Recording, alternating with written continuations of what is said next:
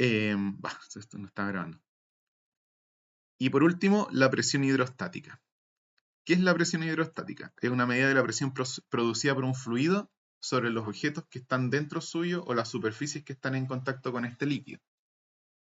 La presión es perpendicular. O sea, si un objeto es así, la fuerza lo presiona por todos los lados con un ángulo recto en comparación a la superficie. Y lo mismo si es una superficie plana, va a ser siempre hacia adentro de la superficie, hacia donde presiona. ¿Y cuánto vale? ¿Cuántos newton por centímetro cuadrado o como quieras medirlo? Se determina por una multiplicación de tres valores. La densidad del líquido, ahí está, ¿cierto? La constante de gravedad, o sea, cuánta aceleración de gravedad hay en este lugar, que solemos considerarlo como 10 en el planeta Tierra, y la profundidad a la que está el objeto sumergido. Si está en la superficie sin estar hundido, la profundidad es cero, no hay presión. A medida que te metes más profundo en un líquido, más aumenta la presión. Esto también asume que la densidad es constante. Por ejemplo, nuestra atmósfera no tiene densidad constante. Más cerca del suelo hay mucha densidad. Lejos del suelo a gran altitud hay poca densidad y habría que corregir esta fórmula para que considere eso. Pero en un líquido como el agua, es bastante buena esta aproximación de que la densidad es constante. Entonces, se les plantea la siguiente situación. Hay un cuadrado, un cubo, o bueno, un prisma, sumergido en un líquido a cierta profundidad. Y siguiendo lo que vimos, la profundidad hace que aumente la presión. Entonces, mientras más profundo, más presión. Te dicen algunos valores, la densidad del líquido, del objeto, el tamaño del objeto, la profundidad, etc. Y te piden determina la fuerza producida por la presión hidrostática sobre la cara superior y sobre la cara inferior de este objeto. Cada una por separado, porque no es el mismo valor, aunque se parezca en algunos aspectos. Entonces, les voy a dar unos 3, 4, 5 minutos quizás, para que, tomando esto que está acá arriba, que de hecho les voy a compartir este documento, y tomando los datos que están acá abajo, se las ingenien para poder calcular esos dos valores. Después les voy a hacer preguntas conceptuales, como qué pasaría, o qué creen que iría a pasar en algunos casos, pero por ahora traten de ver si pueden utilizar lo que está aquí para calcularlo. La Paula comentaba el ejemplo de la cama de clavos. Ese es un clásico ejemplo también, ¿sí? ¿Quién está callando? Cuando una persona se acuesta en una cama de clavos, uno piensa un clavo se te entierra, te hace una herida. Claro, un clavo soportando todo tu peso es mucha presión porque es un solo puntito. En cambio, una cama de 3.000 clavos es lo mismo que dividir la presión de un clavo en 3.000. 3.000 veces menos presión. Entonces, eso ya no es lo mismo que clavarte un clavo entero con tu peso, sino que, bueno, ya se entiende la idea. Se entendió, ¿no? Entonces, chiquillos, lo que estábamos viendo antes en la pregunta anterior igual nos sirve harto, porque habíamos introducido ya el concepto de densidad. Pero ahora, chiquillos, la idea es que traten de entender cómo funciona la fuerza de flotación. No sé si ustedes se han fijado que cuando un objeto está sumergido, cuando ustedes están en una piscina, se sienten más livianos, ¿cierto? Y eso tiene una explicación que de hecho se llama el principio de Arquímedes. Una de las famosas personas, digamos, en describirlo hace mucho tiempo atrás ya, antes de Newton, o sea, miles de años antes de Newton, fue en Grecia Arquímedes, que descubrió que los materiales flotan distintos según su densidad. Entonces así uno puede saber, en ese caso la leyenda o la historia dice que quería saber si una corona estaba de hecho de oro sólido o si estaba hecho con otro metal cubierto de oro. Y descubrió que si uno sumerge las cosas en agua, o en cualquier líquido en verdad, pero lo más lógico es en agua, la manera en que flota y otros aspectos que vamos a estudiar ahora van a depender de si el material es más denso o menos denso, del volumen que ocupa. Piensen entonces qué lógica tiene esto con el concepto de presión hidrostática. La presión es algo que comprime o que presiona las caras de los objetos.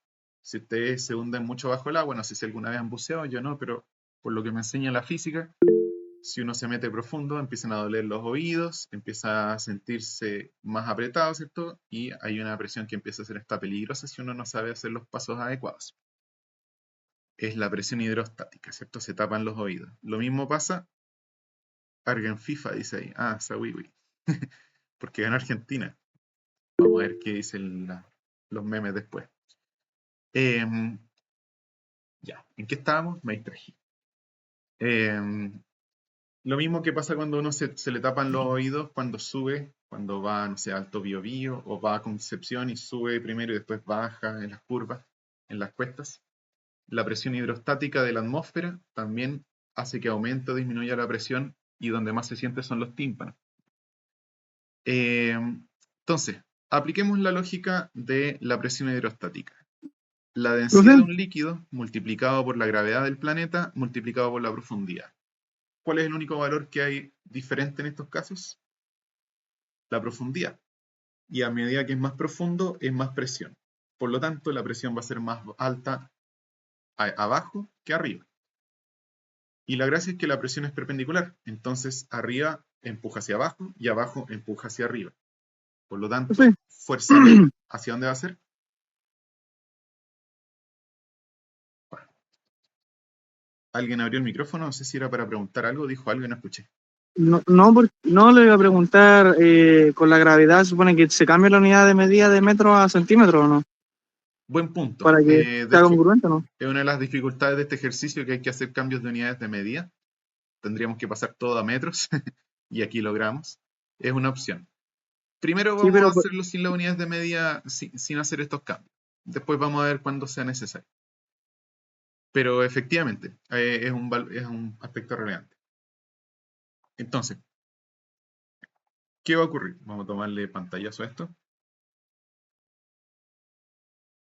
Ahí vamos a hacer esta presentación. Vamos a dejarlo aquí y vamos a traer unos textos. Entonces, ¿cómo funciona la flotación? La fuerza en la cara superior, vamos a decirle Fs, fuerza superior, perdón, la presión en la cara superior, presión S, va a ser igual a la densidad del líquido, ¿cierto? Tengo que importar aquí. No, vamos a tomar esto. No es tan fácil escribir. La densidad del líquido multiplicado por la fuerza de gravedad multiplicado por la profundidad a la que está la cara superior. En este caso, la densidad del líquido era 2 gramos por centímetro. Perdónenme que no voy a escribir las unidades de medida. Mentira, no era 2, era 3, ¿cierto? A más densidad, más presión ejerce el líquido. Da lo mismo cuál es el objeto que está dentro. Multiplicado por 3, o sea, por 10, que es la aceleración de gravedad, multiplicado ¿por qué cosa? La profundidad, 20 centímetros. Entonces, tenemos aquí las unidades de medida, bueno, igual voy a escribir algunas, gramos dividido centímetro al cubo, ya. Y esto que es lo mismo dividido al segundo al cuadrado. Listo. La multiplicación nos va a dar, esto quedó mal.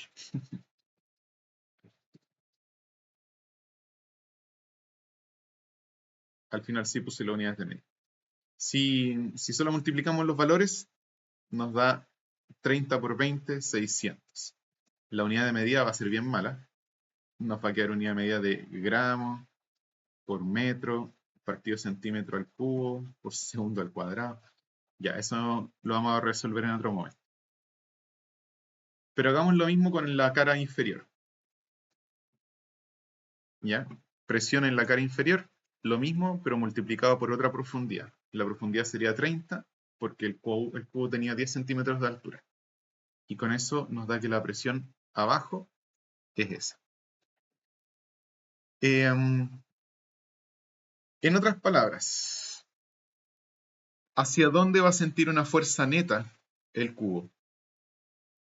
¿Hacia abajo o hacia arriba? ¿Ahí alguien respondió o no? Sí, hacia arriba.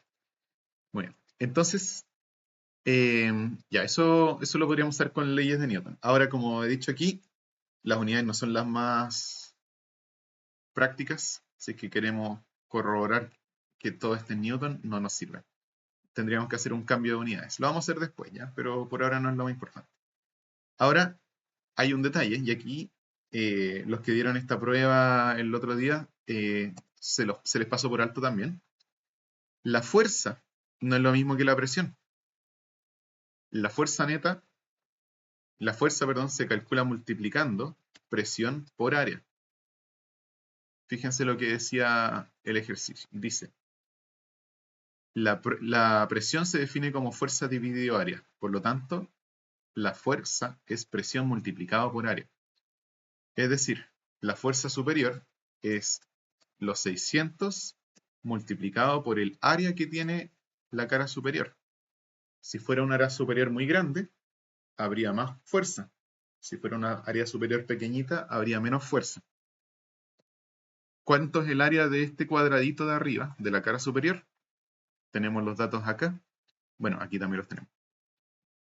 6 por 4, 24 centímetros cuadrados.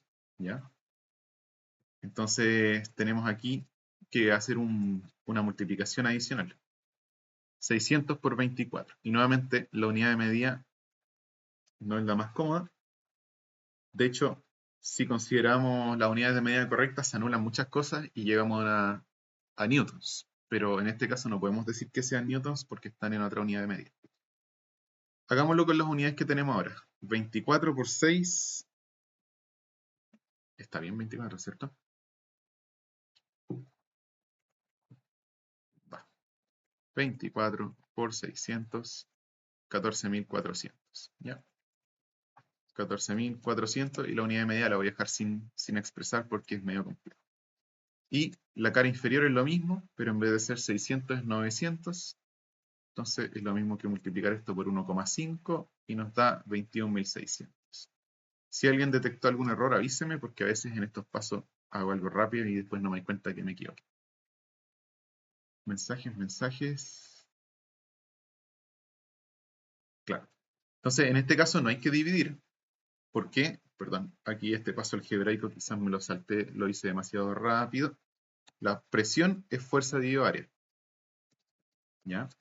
Esa es la definición de qué es la presión. Y ya sabemos la presión, entonces para calcular la fuerza pasamos el área multiplicando. Y ahí tenemos PAF.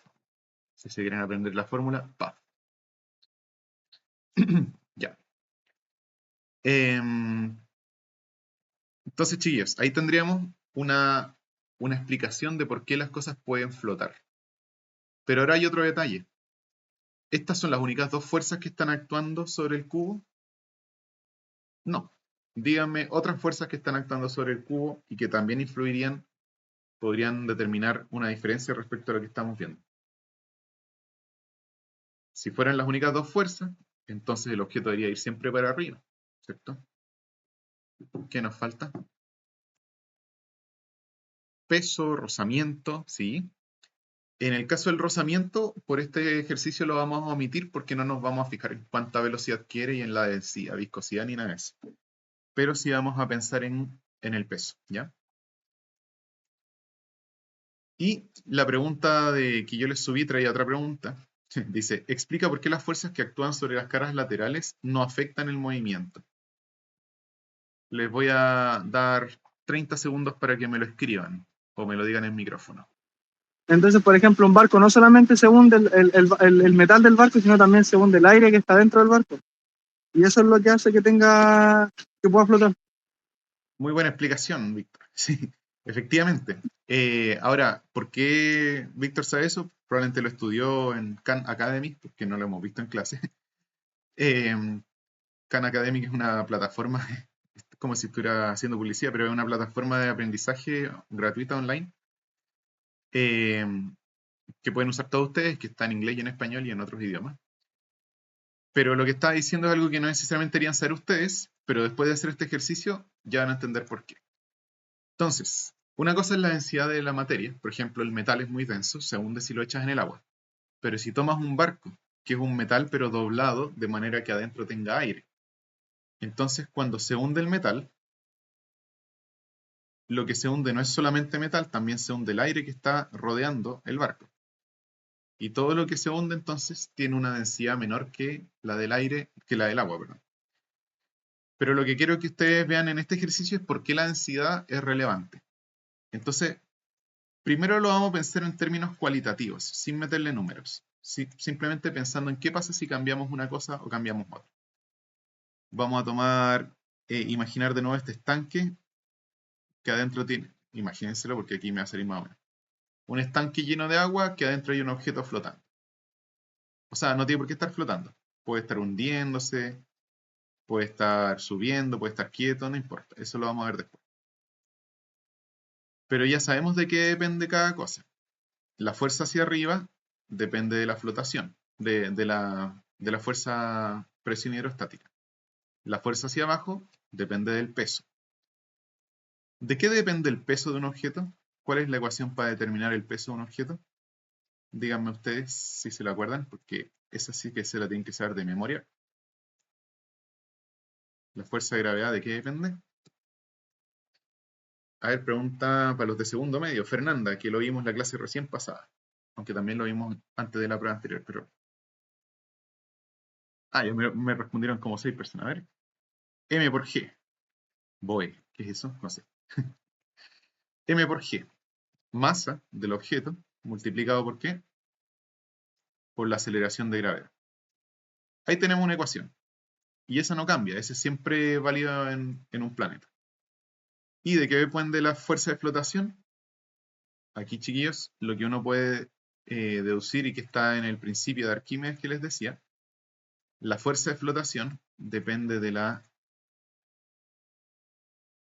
densidad del fluido. Voy a poner ρ, pero tiene que ser que es la del fluido. Así, vamos a poner aquí del fluido. Multiplicado por G y multiplicado por el volumen del objeto. ¿Por qué, profe, depende de eso? Pensemos en lo siguiente. Si este objeto del ejercicio que hicimos antes, ¿cierto? 600, 900, etc. Si este objeto fuera más grande, ¿cuál de estos dos números cambiaría? Más grande, más profundo, ¿cierto? Como más alto, digámoslo así. ¿Cambiarían los dos? ¿Cambiaría uno de los dos? ¿Cuál aumentaría? ¿Cuál disminuiría? El que aumentaría sería solo el 900, ¿cierto? El de arriba sigue sintiendo la misma fuerza, el de abajo está más profundo. En vez de ser esto, sería, no sé, 50. Y ahí obviamente este número aumenta. Entonces, si la fuerza que había hacia abajo no ha cambiado, ahí está, y la fuerza que iba hacia arriba sí ha cambiado,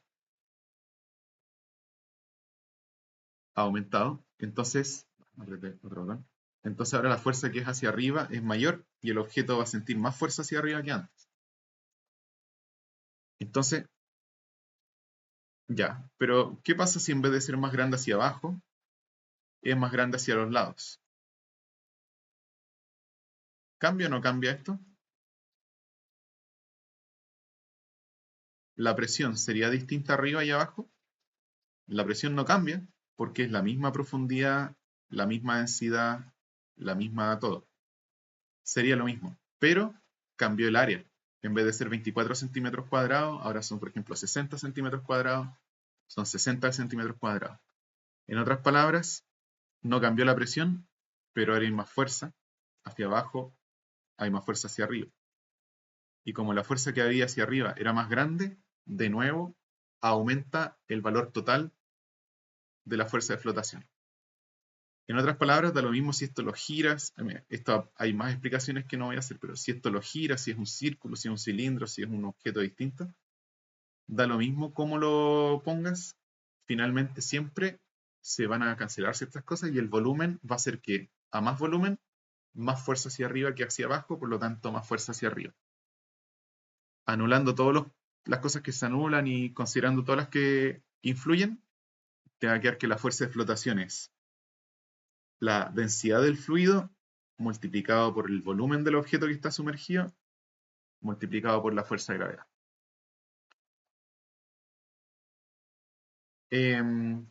Yo sé que ahí hice una explicación que no fue tan rigurosa y que me salté algunos pequeños pasos. Pero les voy a pedir que por ahora me crean y hagan una análisis más. ¿A qué equivale esa multiplicación? Densidad del fluido por volumen. ¿A qué equivale? ¿Se acuerdan que la densidad era masa dividido volumen? Por lo tanto, si despejo la masa, ¿cómo me queda? Densidad por volumen. Por lo tanto, me queda lo siguiente. La densidad del fluido multiplicado por el volumen es lo mismo que la masa de agua que fue desplazada por este bloque. Si este bloque fuera chiquitito, desplazaría poca agua, o sea, ocupa el espacio de un poco de agua.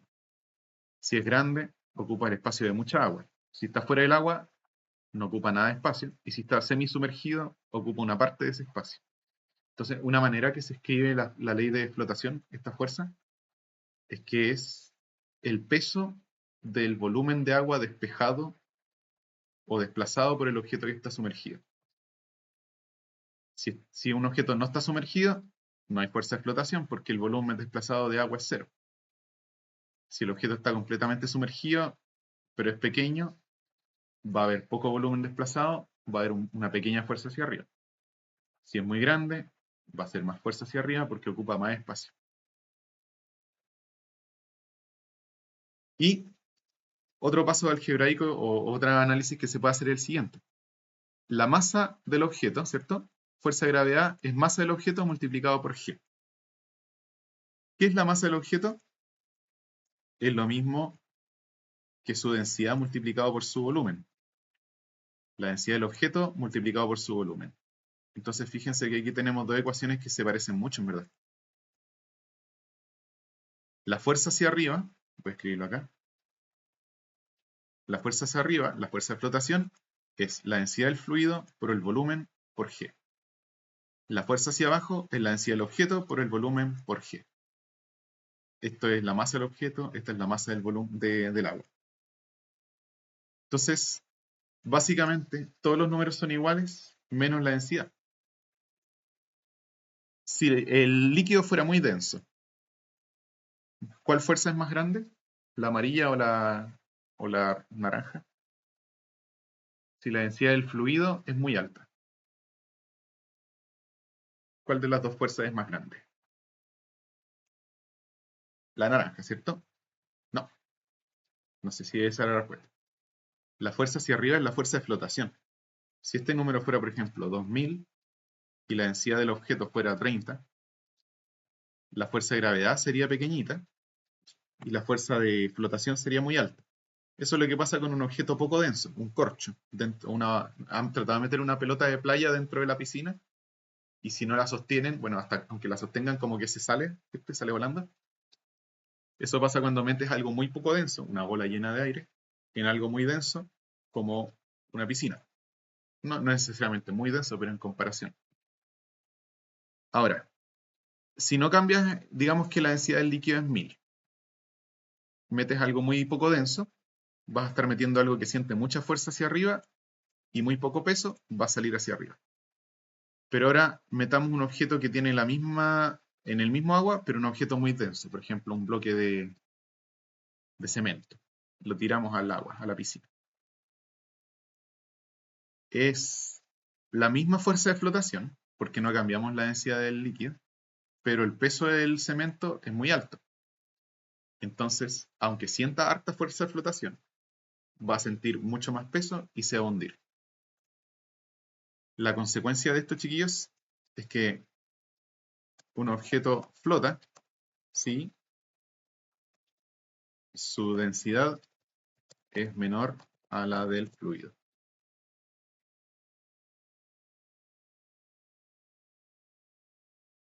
Porque finalmente la fuerza hacia arriba depende de la densidad del fluido y del tamaño del objeto. La fuerza hacia abajo depende de la densidad del objeto y de su volumen. Entonces, como el volumen es el mismo en ambos casos, lo único que importa es cuánto es la densidad de los dos objetos. Pregunta, pero respóndanme todos. ¿Sabían esto antes de la clase? Respóndanme en el chat. Ya. Si ustedes llegan a buscar información de flotación, por ejemplo, en el caso de los barcos, les va a aparecer este tipo de imagen, donde sale que la presión hidrostática, o sea, la fuerza que el agua ejerce sobre los objetos que están sumergidos, es perpendicular, ¿cierto? Y en este caso, cuando un objeto solo está sumergido por la parte de abajo, que es lo más lógico cuando está semisumergido, la fuerza es solamente hacia arriba. Y eso hace que pueda flotar. Pero esto también tiene peso. Entonces, un barco va a mantenerse en el nivel de profundidad en el que esté su peso equilibrado con su flotación. Pensemos en lo siguiente. Piensen que ese barco está sumergido en su 50% y que está en equilibrio. ¿Qué pasa si lo sumergimos más? ¿Qué va a pasar con la presión hidrostática si lo sumerges más? ¿Aumenta, disminuye o no cambia la presión hidrostática?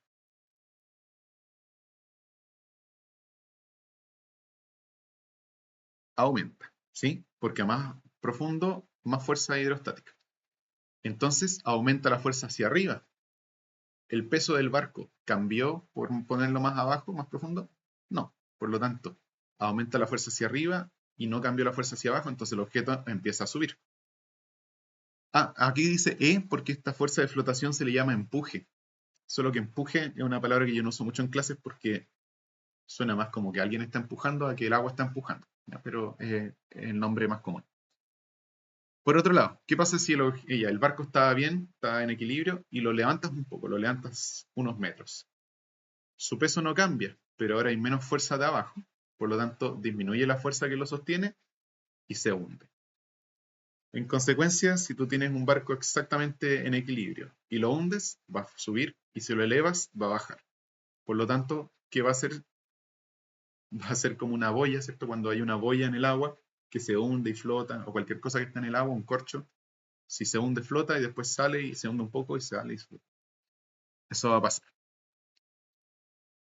¿Por qué no se hunde? ¿Por qué la fuerza de peso es tan pequeña? No, no es pequeña, pero la fuerza de empuje equivale a todo el agua que fue desplazada por el barco. Y si el barco no está hecho de metal sólido, sino de metal hueco, el casco del barco, ¿cierto? Por dentro es más de 90% aire, digamos. Entonces, todo eso es mucho volumen que ayuda a que haya empuje hacia arriba, pero poco peso, por lo tanto, logra flotar porque es menos denso. Y obviamente, ¿qué pasa si tú empiezas a llenar un barco de más y más y más cargamento?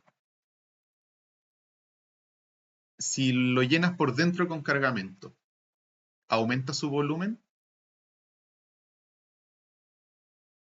No, ¿cierto? El volumen es el tamaño que está sumergido, no aumenta. ¿Aumenta su densidad y su masa? Sí.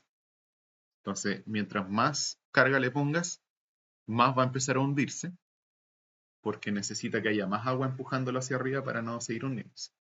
Y evidentemente, si por sobrecargarlo llegas al límite en que el agua empieza a entrar por la borda, o se le hace un hoyo y empieza a entrar agua, que obviamente es densa y más densa que el aire, se empieza a hundir, ¿cierto? Entonces, ahí tenemos la regla, y con esto vamos a terminar porque llegamos al horario del hoy día, de por qué puede flotar algo tan pesado como un barco de miles de toneladas y no puede flotar un alfiler que es de este porte. El alfiler siente muy poco empuje, aunque tenga muy poco peso, el empuje no va a poder soportar el peso y se va a hundir. Un corcho es liviano y siente suficiente empuje para sostenerlo. Un barco es más liviano que pesado en el sentido que es menos denso que el agua. ¿Y cuál sería el otro caso? Bueno, un objeto gigante, un yunque, es grande, pero es muy denso, por lo tanto, aunque ocupe espacio y sienta fuerza de empuje, siente más peso. ¿Por qué flotan los icebergs? Última cosa, para que ustedes lo piensen. ¿Cuál es la característica que tiene el hielo en comparación a su estado líquido que es el agua? ¿Y cuánto flota de un iceberg? También esa otra pregunta que se suele, el típico ejemplo, la punta del iceberg.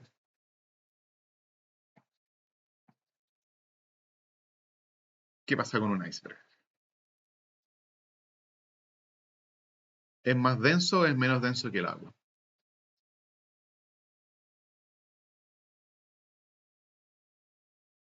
¿Por qué los hielos flotan en una bebida en vez de hundirse al fondo? Quizás sería mejor que se hundieran para que no molestaran en la boca, no sé. Bueno, nadie quiso responder, quizás se me acabó el internet, no sé. Pero el iceberg, los hielos, por algún motivo de la estructura química del agua, el agua sólida ocupa más espacio que el agua líquida. La estructura que tienen los cristales de hielo es hexagonal, ¿cierto? No sé si esto va a aparecer aquí. Ahí está, bueno, hay unos ejemplos del hielo formado. Los cristales, los átomos de agua, las moléculas de agua se ordenan de manera hexagonal, que ocupa más espacio del que ocupa cuando está en forma líquida, y eso hace que sea un poquito menos denso, un 10% menos denso. Entonces al final, un iceberg flota como un 10% encima del agua, y el resto, el 90% que está hundido, es suficiente para recibir la fuerza de flotación necesaria.